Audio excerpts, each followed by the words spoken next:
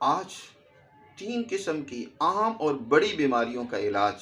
ایک ہی چیز سے میں آپ کو بتا رہا ہوں۔ آپ ایک دفعہ اس کو ضرور استعمال کریں، پھر اس کی افادیت دیکھیں۔ آپ کے دل کی بیماریاں، قلبی امراض، آپ کی اعصابی بیماریاں، پٹھوں کی بیماریاں، کمزوری وغیرہ اس طرح کی جس قدر بھی بیماریاں ہیں، آپ کے معدے اور آنتوں کی بیماریاں، ایک ہی چیز میں قدرت نے علاج رکھا ہے،